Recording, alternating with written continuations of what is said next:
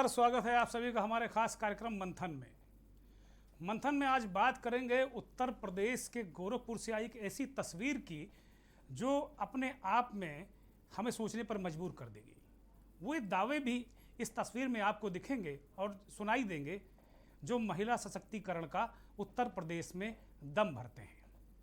हम मंथन में बात विपक्ष की राजनीति की भी करेंगे और कई अन्य मुद्दों पर भी हम लेकर आएंगे।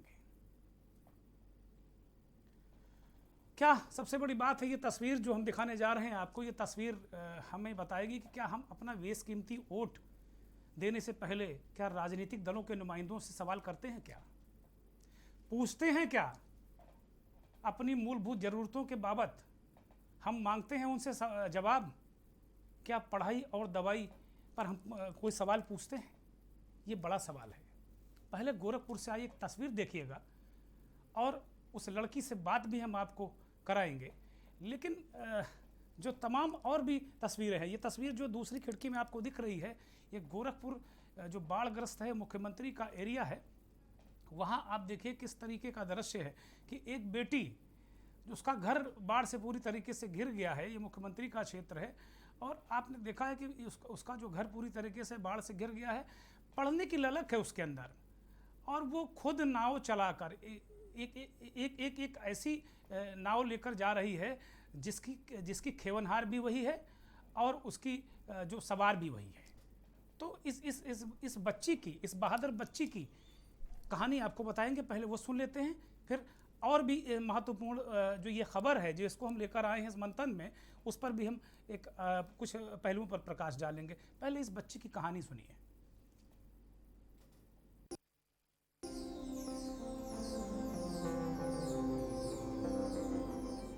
इस बिटिया को आप देख रहे हैं, स्कूल ड्रेस में दिख रही है बिटिया।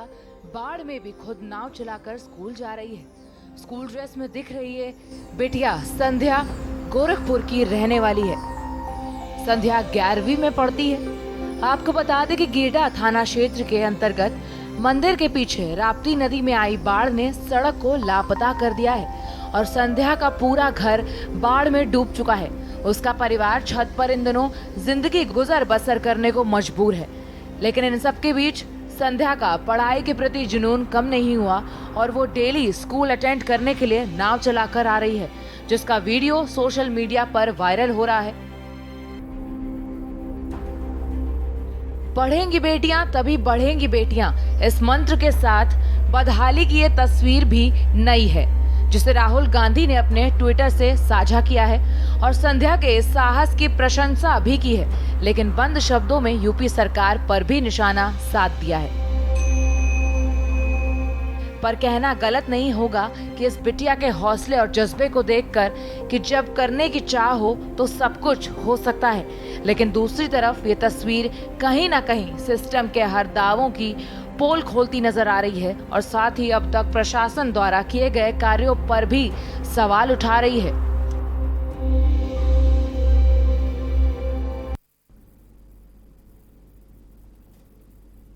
तो आपने देखा कि मुख्यमंत्री के क्षेत्र गोरखपुर में किस तरीके से पढ़ाई के लिए लालायित है बेटी। एक उसके अंदर एक तड़प दिख रही है कि बाढ़ग्रस्त घर जो है उसका बाढ़ से घिर गया है, उसकी तड़प देखिए आप। ये तस्वीरें बड़ी रोमांचित करने वाली तस्वीरें हैं। आधुनिक भारत के जो लोग हैं, जो आधुनिक भारत, जो नए भारत की निर्माण की बात करते हैं, उनके लिए आंखें खोलने वाली तस्वीर हैं कि एक तरफ तमाम साधन, तमाम व्यवस्थाएं देने के बाद भी जो पढ़ाई लिखाई का स्तर है वो सब आपको पता है कि किस तरीके से जो जिनको ज़्यादा सुविधाएं साधन मिल जाते हैं वो पढ़ते नहीं हैं। लेकिन एक तरफ ये बेटी जिसका घर बाढ़ में घिर गया है, वो नाव चलाकर जाती है, स्कूल जाती, खुद चलाकर पढ़ती है। मुझे भारत के पहले राष्ट्रपति बाबू राजेंद्र प्रसाद का वो किस्सा याद आता है जो बहुत सारे लोगों के मुंह से हमने सुना है कि जब नदियाँ ऊपर तक चढ़ाती थी तो राजेंद्र बाबू नदी तैर कर सांप और तमाम जंगली जीवों से बचते हुए पाठशाला जाया करते थे और हरदम अव्वल आया करते थे। उसी तरीके का दृश्य जब हम आपको ये खबर बता रहे हैं, राजेंद्र बाबू से जब इस बेटी के जज्बे की तुलना हम कर रहे हैं तो मेरे रोटे खड़े हो रहे हैं। ये अपने आप में एक अद्भुत दृश्य है और उस 21वीं सदी के भारत के मुंह पर तमाचा भी है, जिस नए भारत की हम बात करते हैं। ये बेटी उन नारों को भी झुठला रही है जो 2022 का चुनाव उत्तर प्रदेश में आ गया है। ये 5 राज्यों में देश के जो चुनाव है उस पर भी ये एक तरीके से चुनावी मौसम में उन नारों को भी झुठला रही है, उन लोगों को भी एक अलग तरीके का संदेश दे रही है कि देखो, नारों से भविष्य नहीं बनता, उसके लिए कुछ करना होगा। जोर शोर से नारे इन दिनों खूब लगाए जा रहे हैं, बेटी बचाने, बेटी बचाओ, बेटी पढ़ाओ। कैसे ये दृश्य बहुत ही पीड़ादायक है। और इसका कॉपीराइट बेटी बचाओ और बेटी पढ़ाने का जो कॉपीराइट जिन लोगों ने ले रखा है ना, उन पर ये बड़ा सवाल है वाकई। तो आपने जिस तरीके से देखा, मुझे लगता है कि मैं अपने सहयोगी से कहूँगा कि हमारे सहयोगी रामशंकर वहाँ गए थे, अगर उन्होंने कोई बातचीत इस बेटी से की हो तो वो दिखाई जाए।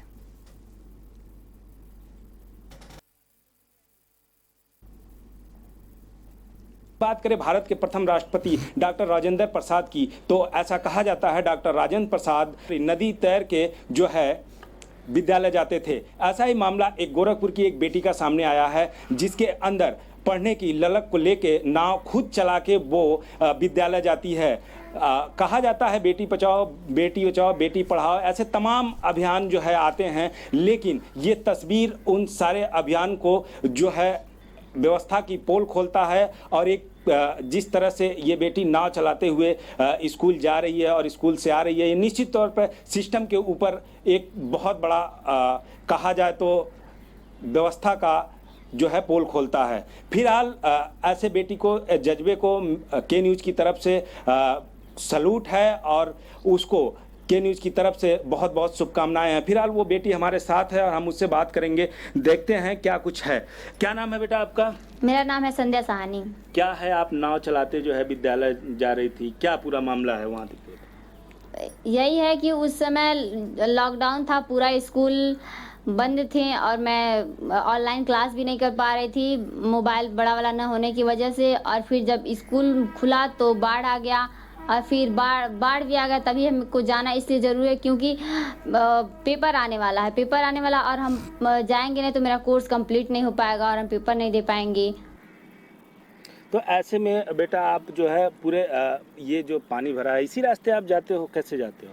हाँ, इसी रास्ते नाव से हम जाते हैं। अच्छा, आपको डर नहीं लगता कि इस तरह नाव में जाते हो, यहाँ इतना पानी भरा हुआ है, बाढ़ का पानी है, तो डर नहीं लगता आपको? नहीं, जब पढ़ाई करना है तो अब डर क्यों लगेगी, और डर भी क्यों, मतलब ऐसे हम देखते चले आ रहे हैं कुछ सालों से, बचपन से ही। अच्छा, ये पानी हर साल भरता है? हाँ, हर साल आता है, हम लोग को दिक्कत उठानी पड़ती है। कोई व्यवस्था नहीं की गई अभी तक? अभी कोई व्यवस्था तो नहीं हुआ है, मतलब हर साल आता ही है बाढ़। किस क्लास में हो आप? हम क्लास 11। तो आपने सुना, बेटी कहती है कि पढ़ना है तो डर किस बात का। वाकई हिम्मत को दाद। के न्यूज़ सलाम करता है इस बेटी को, इसके जज्बे को सैल्यूट करते हैं हम वाकई। और इसकी बातचीत से, इस बच्ची की बातचीत से 2-3 चीज़ों के और पोल खुली कि जो बहुत बड़े दावे किए जाते हैं कि हमने ऑनलाइन पढ़ाई की व्यवस्था कर दी, हम बच्चे सब ऑनलाइन पढ़ते हैं, बड़ी बिल्कुल ऐसा लग रहा है कि राम राज्य आ गया है, बहुत पढ़ाई हो रही, बड़ा ज़बरदस्त व्यवस्थाएं हैं। इस बच्ची के पास एक मोबाइल नहीं। बड़ी बड़ी बातें हम करते हैं कि कन्याओं के लिए हमने ये कर दिया, कन्याओं को हमने कन्या विद्याधन दे दिया, लैपटॉप दे दिया, मोबाइल दे दिया, बड़ी बातें कर दी, लेकिन इस बच्ची तक नहीं पहुंचा। ना मोबाइल पहुंचा, ना लैपटॉप पहुंचा, ना नेट कनेक्शन पहुंचा, और मजबूरी में इस बच्ची को नाव चलाकर जाना पड़ा अपनी पढ़ाई के लिए। एक और तस्वीर बिहार के कटिहार से आपको दिखाएंगे, लेकिन अभी हम ब्रेक पर जा रहे हैं, लेकिन जब ब्रेक से लौटेंगे तो एक ज़बरदस्त तस्वीर है, वो भी आप देखिएगा, इंतज़ार कीजिएगा।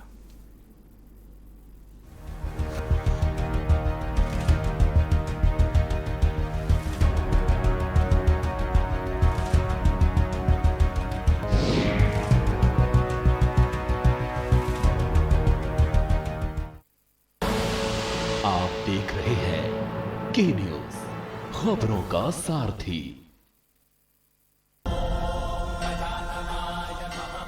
10 सितंबर को गणेश चतुर्थी है। इस दिन भगवान श्री गणेश हमारे घर पधारते हैं। इस साल हम सभी दिल्ली वासी मिलकर एक साथ गणेश चतुर्थी मनाएंगे। गणेश चतुर्थी के शुभ अवसर पर शाम 7 बजे से दिल्ली सरकार पूजन और आरती का भव्य आयोजन कर रही है। भगवान श्री गणेश जी के पूजन कार्यक्रम में अपने सभी मंत्रियों के साथ माननीय मुख्यमंत्री अरविंद केजरीवाल जी भी शामिल होंगे। पूजन कार्यक्रम का टीवी चैनल्स पर भी लाइव टेलीकास्ट होगा, ताकि आप सभी अपने परिवार के साथ इस पूजन का हिस्सा बन सकें। इस बार हम सब मिलकर भगवान श्री गणेश जी की पूजा अर्चना करेंगे। विघ्नहर्ता भगवान गणपति हम सभी को अपना आशीर्वाद देंगे और सबकी मनोकामनाएं पूरी करेंगे।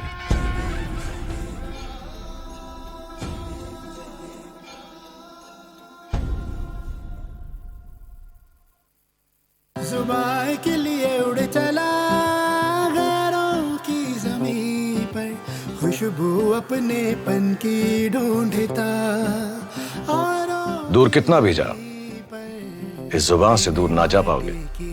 विमल, बोलो जुबान केसरी। आप देख रहे हैं के न्यूज, खबरों का सारथी।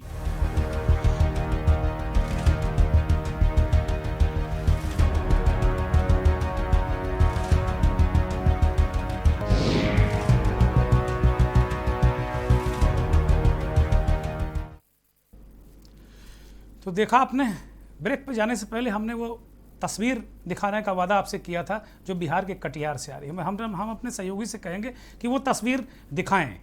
बिहार के कटिहार से एक तस्वीर ऐसी आई है कि जब पूरा इलाका जलमग्न है, पाँव रखने की जगह नहीं है, वहाँ पर हालात ऐसे हैं कि कहीं बैठने तक की जगह नहीं है। तो एक शिक्षक,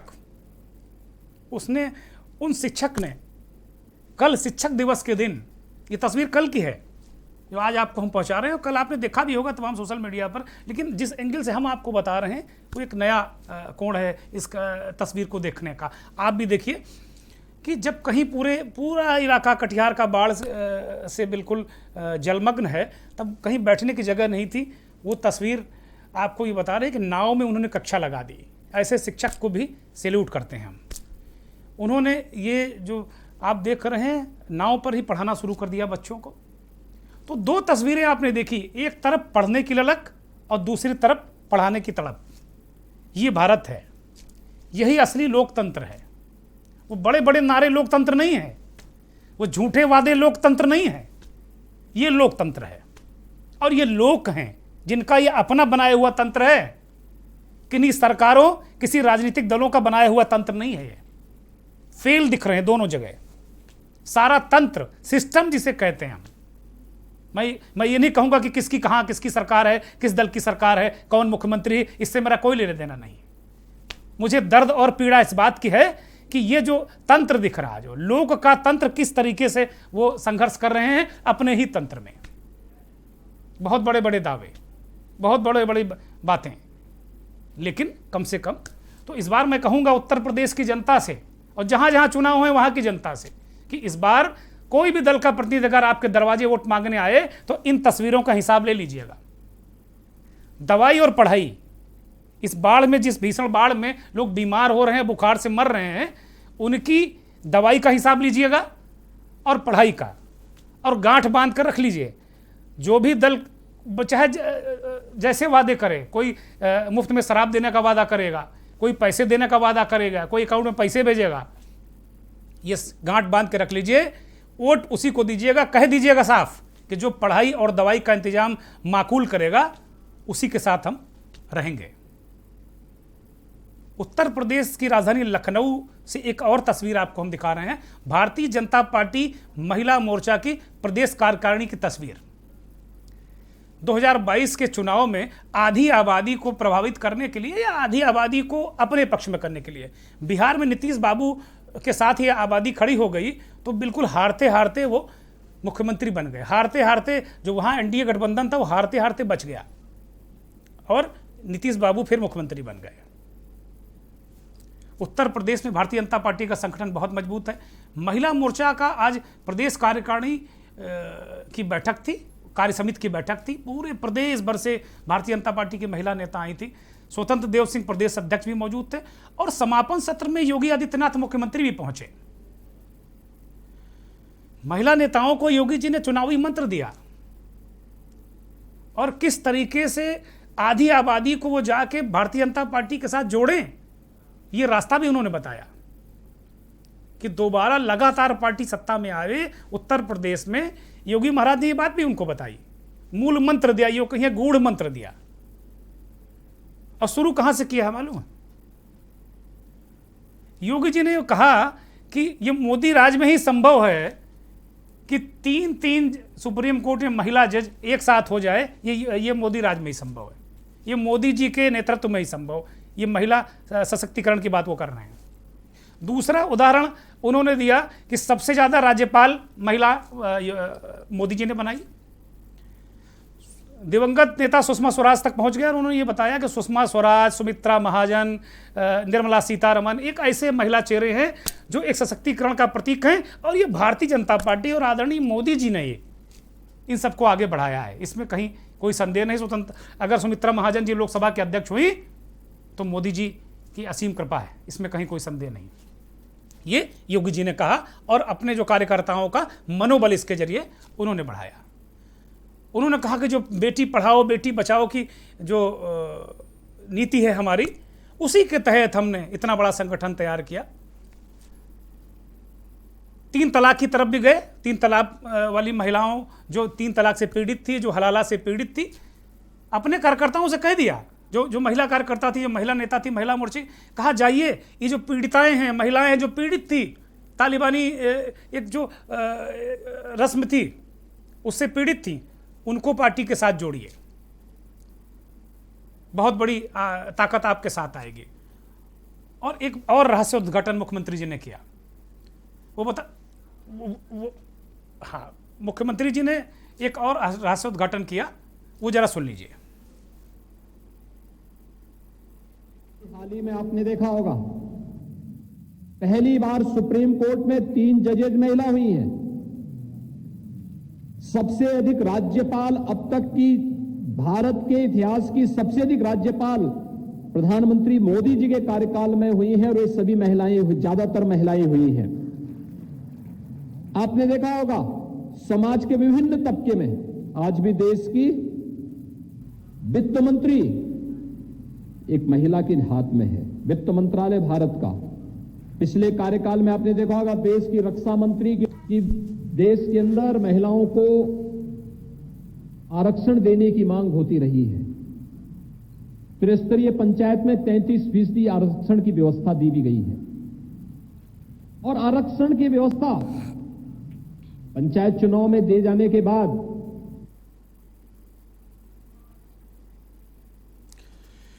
तो पंचायत चुनाव की बात की योगी जी ने और 2 शब्द और वो आगे बढ़े। उन्होंने कहा कि आप लोग 50% आरक्षण, 33% आरक्षण की बात करती थी। अरे हमने आबादी के मुताबिक आरक्षण दे दिया। महिलाओं की आबादी 50% है, आधी आबादी इसीलिए कहा जाता है उनको। हमने 54% से लेकर 56% तक आरक्षण जिला पंचायत और जो वो ब्लॉक प्रमुख और जिला पंचायत अध्यक्षों में हमने आरक्षण दे दिया। और इसके अलावा जो त्रिस्तरीय पंचायत चुनाव हुए, अगर उनके आंकड़े देखो तो 56% तक महिलाएं जीत कर आई हैं। जाओ इन महिलाओं को अपने साथ लेकर आओ संगठन में। ब्लॉक प्रमुख और जिला पंचायत अध्यक्ष जो है ना, उनमें ताकत है, उनके पास संसाधन भी बहुत हैं। उन्हें पार्टी के हित में लाकर जोड़ो, उनसे काम लो। ये तमाम सारी इस तरह की बातें योगी जी ने कही। यहाँ एक फिर इशारा हो रहा है कि ब्रेक पर हम जाएं। ब्रेक पर हम जा रहे हैं और ब्रेक पर जाने से पहले हमने जो जिस तरीके से आपको महिला सशक्तिकरण की बात बताई कि मुख्यमंत्री किस तरीके से कह रहे थे, जब ब्रेक से वापस आएंगे तो उत्तर प्रदेश के विपक्ष के ताकतवर नेता, यूं कहें कि आज की डेट में सबसे ताकतवर नेता अखिलेश यादव की बात करेंगे।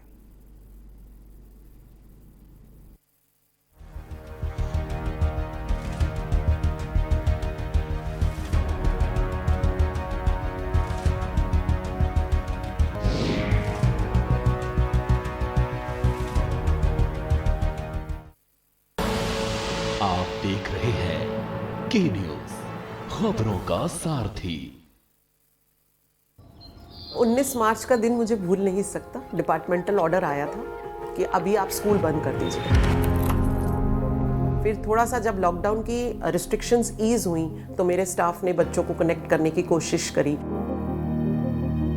तो जब हमने 12वीं क्लास के बच्चों की देखी अटेंडेंस ऑनलाइन क्लासेस पे, तो हमें पता चला कि एक बच्ची लक्ष्मी बिल्कुल ऑनलाइन क्लासेस अटेंड नहीं कर रही है। पहले तो मतलब जब पापा थे तब तो मेरी लाइफ बहुत ज़्यादा अच्छी थी क्योंकि सारा काम मेरे पापा करते थे। लेकिन जब पापा की डेथ हुई फिर मम्मा ने हम दोनों को संभाला है।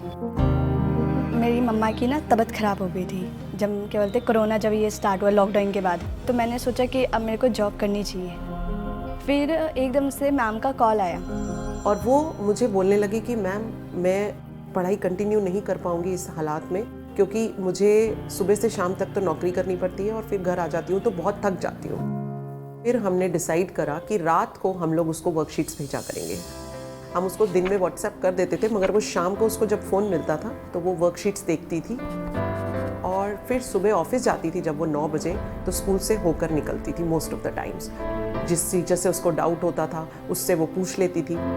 लक्ष्मी दिन में नहीं पढ़ सकती तो टीचर शाम को भी उसके साथ जूम क्लास ले लेती है उसके कन्वीनियंट टाइम पर। मैं ज़रूर चाहूँगी कि पूरा समाज ये समझे कि टीचर्स वाकई बहुत मेहनत कर रही हैं इन बच्चों को ऊपर लाने के लिए, और इन बच्चों की अगर ज़िंदगी अच्छी हो जाती है तो ये that is more than appreciation for us. Covid काल की वजह से पढ़ाई पर बहुत बुरा असर पड़ा, पर टीचर्स ने हार नहीं मानी। बच्चों की पढ़ाई जारी रखने के हर मुमकिन प्रयास किए। आप सभी टीचर्स के इसी जज्बे और जिम्मेदारी को पूरी दिल्ली और दिल्ली सरकार दिल से सलाम करती है। जुबान के लिए उड़ चला गैरों की ज़मीं पर, खुशबू अपने पन की ढूंढता। दूर कितना भी जाओ, इस जुबान से दूर ना जा पाओगे। विमल, बोलो जुबान केसरी। आप देख रहे हैं के न्यूज, खबरों का सारथी।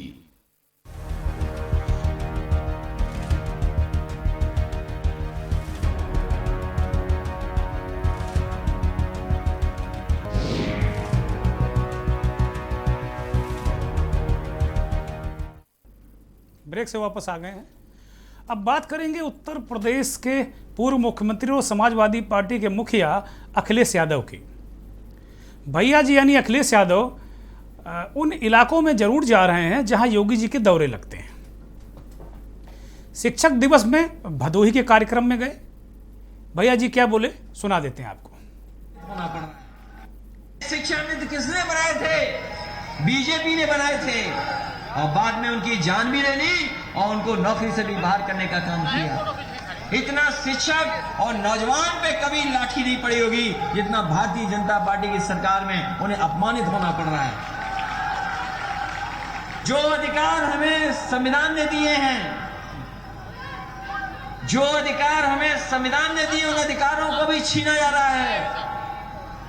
हम आपसे जानना चाहते हैं, ये बीजेपी के लोगों ने कहा कि हम तो राष्ट्र प्रेम है हमारे अंदर, राष्ट्र के लिए जीते मरते हैं। बताओ ये कहा कहते हैं कि नहीं कहते हैं? भारतीय जनता पार्टी पर सीधे निशाने किए भैया जी ने। और यही नहीं, उन्होंने जिस तरीके से बताया कि किस तरीके से लाठियां भारतीय जनता पार्टी के राज में पड़ी हैं, उसका भी उन्होंने मुजाहरा कैसे किया वो आपने देखा। किस तरीके से पॉलिटिकल जो स्थितियां हैं उनको बताया।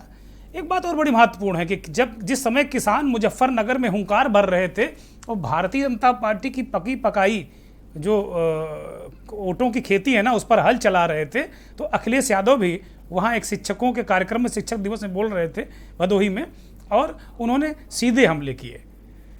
और आज वो जा पहुँचे आगरा, जो पश्चिमी उत्तर प्रदेश का एक हिस्सा, हालांकि वो ब्रज प्रदेश में है। वहाँ उनका जरा अंदाज क्या रहा वो भी दिखा देते हैं आपको।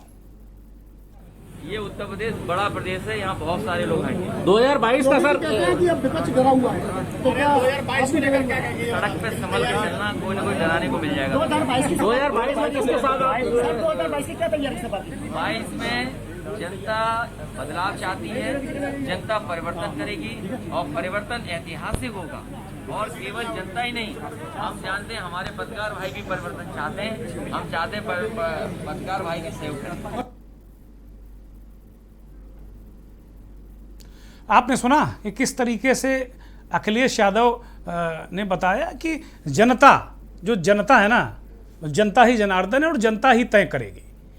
तो किस तरीके से उन्होंने चोट की, भारतीय जनता पार्टी को उन्होंने निशाने पर लिया, चोट की, और अपने मंसूबे भी जाहिर कर दिए कि कैसे और क्या समाजवादी पार्टी का रोड मैप होगा। किसानों को लेकर भी उन्होंने कहा कि भाई किसानों के लिए हम सब सहयोग कर रहे हैं और इसमें बुराई क्या है। भाई बार बार भारतीय जनता पार्टी ये क्यों कहती है कि विपक्ष उनके साथ में है, राजनीतिक दल उनके साथ में है? वो भी इस देश के नागरिक है, किसान भी, और राजनीतिक दल उनके साथ में, तो बुराई क्या है। चलिए, अब चुनाव आ रहा है, तरह तरीके से आपको 2022 का उत्तर प्रदेश में चुनाव है, तो आपको तरह तरह की तस्वीरें देखने को मिलेंगी। और सोमवार से शुक्रवार हर रोज नए विश्लेषण के साथ में, नई तस्वीरों के साथ में हम हाजिर होंगे। नमस्कार।